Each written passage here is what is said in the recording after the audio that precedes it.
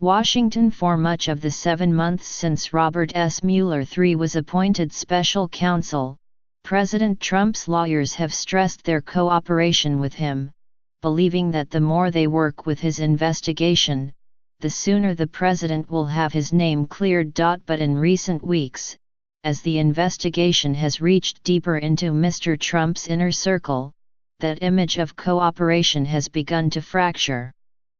Mr. Trump's lawyers and supporters have significantly increased their attacks on Mr. Mueller, especially as the FBI has handed them fresh ammunition to claim that the agents investigating the president may be biased. The latest salvos came over the weekend, when a top Republican senator said Mr. Mueller should examine his team's political leanings, and a lawyer for Mr. Trump sent a letter to lawmakers saying that the special counsel had improperly gotten emails from the presidential transition team. Not looking good.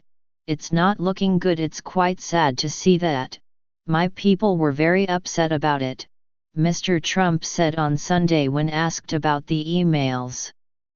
I can't imagine there's anything on them, frankly, because, as we've said, there's no collusion whatsoever.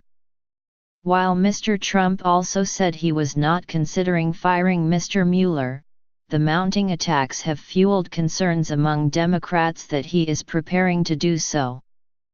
Eric H. Holder Jr., President Barack Obama's first Attorney General, said on Twitter on Sunday that any such move would be an absolute red line.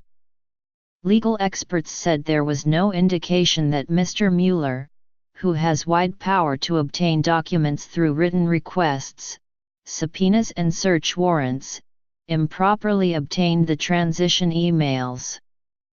But amid the barrage of criticism, Mr. Mueller's office issued a rare statement on Sunday defending how the information had been obtained during the inquiry into Russian election meddling. When we have obtained emails in the course of our ongoing criminal investigation, we have secured either the account owner's consent or appropriate criminal process, said Peter Carr, a spokesman for the special counsel's office. A lawyer for Mr. Trump said in a letter to Congress on Saturday that the General Services Administration, the government agency that had the transition team's emails, had handed them over to Mr. Mueller's investigators in August without allowing transition team lawyers to review them.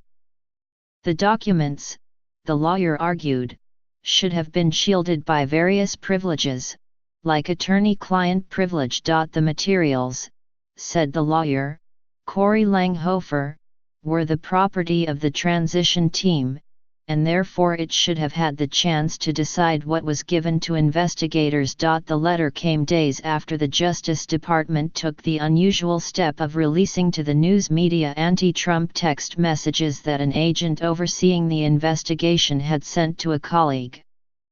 Although Mr. Mueller had moved quickly this past summer to remove the agent from the inquiry, Republicans seized on the disclosure to criticize Mr. Mueller, and the F.B.I.1 Trump advisor, Kellyanne Conway, said it was evidence that the fix was in against Donald Trump from the beginning. White House officials sought to play down the significance of the letter about the transition emails, insisting it was an issue for the transition team, not the West Wing. They said the president had not changed his approach to cooperating with the special counsel, and that he had not discussed dismissing Mr. Mueller. We have been cooperative and transparent with the special counsel's office and will continue to be. We look forward to an expeditious conclusion to this matter, said J. Sekulow, a lawyer for Mr. Trump. Still, the letter to Congress from Mr. Langhofer sounded a discordant note. His assertion that the emails were privileged and should have been shielded stood in contrast to the stance of White House officials, who said that Mr. Trump's lawyers had not invoked any such privilege on any White House documents that Mr. Mueller had requested. Among the materials obtained from the transition team by Mr. Mueller were emails, laptops, and cell phones for 9 members who worked on national security and policy matters, according to the letter. Mr. Mueller's investigators have used the documents during interviews with transition team officials when questioning them about calls between Mr. Trump's former national security advisor, Michael T. Flynn, and the Russian ambassador, in which they discussed American sanctions. One of the emails shows that several transition officials were aware that Mr. Flynn was going to be speaking with the ambassador on December 29 after the Obama administration had imposed new sanctions on Russia for its election meddling. Mr. Flynn pleaded guilty this month to lying to the FBI about his interactions with the Russian official. The materials produced by the GSA to the special counsel's office therefore included materials protected by the attorney-client privilege, the deliberative process privilege, and the presidential communications privilege.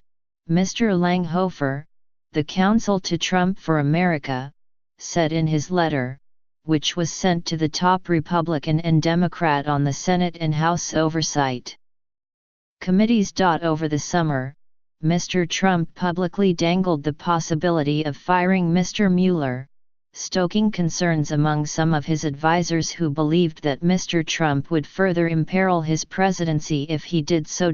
But two people who have spoken to the president recently said that he was far more frustrated with the Attorney General, Jeff Sessions, and the FBI Director, Christopher A. Wray, than Mr. Mueller.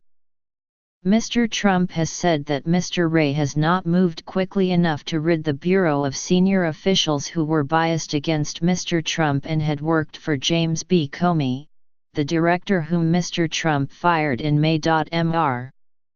Trump's lawyers assured the president throughout the fall that Mr. Mueller's investigation would be over by the end of the year. But on December 1, Mr. Flynn entered his guilty plea and agreed to cooperate with Mr. Mueller's investigation, an indication that the inquiry will not soon close.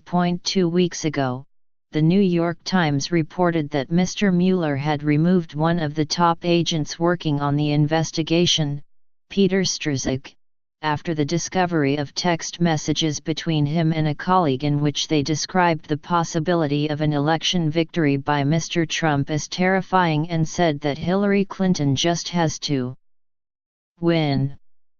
Republicans have seized on Mr. Strzok's text messages, saying that they were the clearest evidence that the FBI had been out to get Mr. Trump and that Mr. Mueller's investigation was filled with partisans.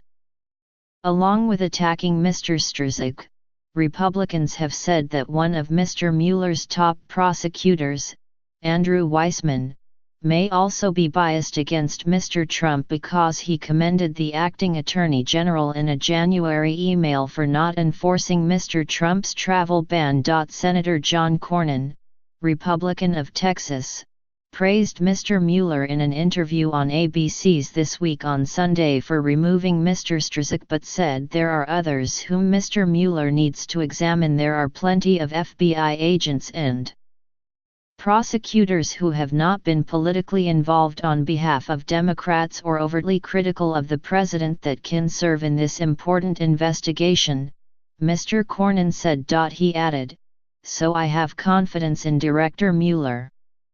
I would just think he would be concerned about the appearance of conflicts of interest that would undermine the integrity of the investigation."